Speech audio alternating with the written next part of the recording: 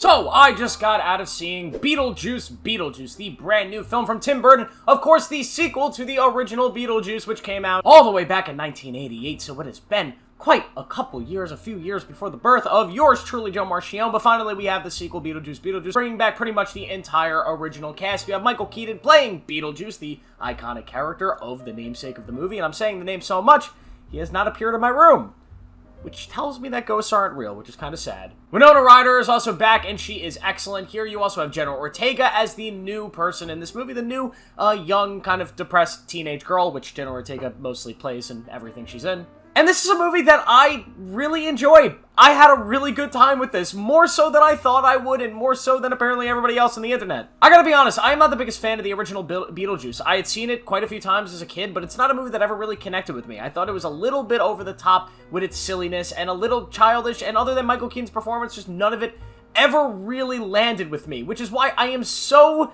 just dumbfounded that this movie, which is kind of very similar to the first one, and by everybody else's metrics, a lot worse than the first one, I loved so much more. And I think it's because of Tim Burton. Tim Burton is a director that, for me, is either a slam dunk with his films or just completely misses. There are some of his movies that I love, other movies that I just do not love at all. And this is a movie that his style, his ideas, his outrageousness in his filmmaking, his direction, his production design, his effects, all of that stuff just really worked for me. This was my kind of thing. What is Beetlejuice about? Well, it takes place a bunch of years after the first movie, and there is a death in the Beets family. So they have to return to the town from the first movie, they have to return to the house, and of course, some weird stuff comes up into play. Some weird stuff starts happening. And this is a movie that doesn't really have one solid storyline. Thematically, it does. At its core, it is a mother-daughter story, similar to kind of what the first movie was. But really, this movie is a bunch of B stories. Literally, like 5 or 6 of them. So many different stories with so many different characters going on at the same exact time,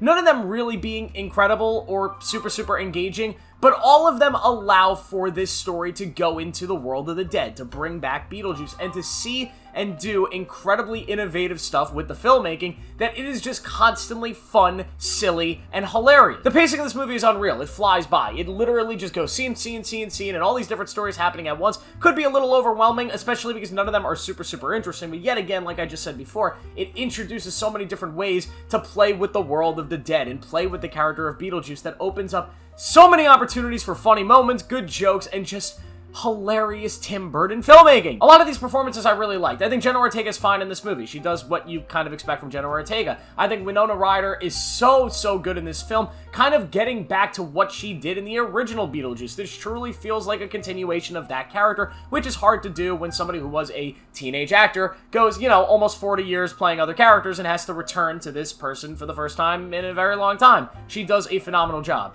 Michael Keaton, what can I say? He's incredible in this. He is exactly what you expect him to be, and even more, he has not missed a step in the role of Beetlejuice. He is absolutely hilarious. My favorite character in the whole thing, though, Justin Theroux playing Rory. I love Justin Theroux from, of course, The Leftovers, playing a very different character in this movie. I thought he was absolutely hilarious. His character was so much fun, and that's what this movie is. It's a movie that does not take itself too seriously, so why should you and why should I? It is a vibes movie. It is clearly a movie just trying to engage you into this weird world that Tim Burton has created and crafted, and it wants you to exist within the vibes of Beetlejuice. And it worked for me so well. There are so many great moments in this movie that I just thought were absolutely hilarious and so well done. The music, both in the score and the songs that they use in the soundtrack. There is a dance sequence in the final act of this movie that I just thought was brilliant. Even Willem Dafoe shows up and kind of plays a useless character that could have been cut out, but even he has small moments that just made me laugh and smile. This is a vibe film, and if you catch the vibe, you're going to have a really good time with it. Because yet again, there's really not much else to it. This is yet again kind of a nothing film. There's no big story. There's no big, like, major theme here. It's just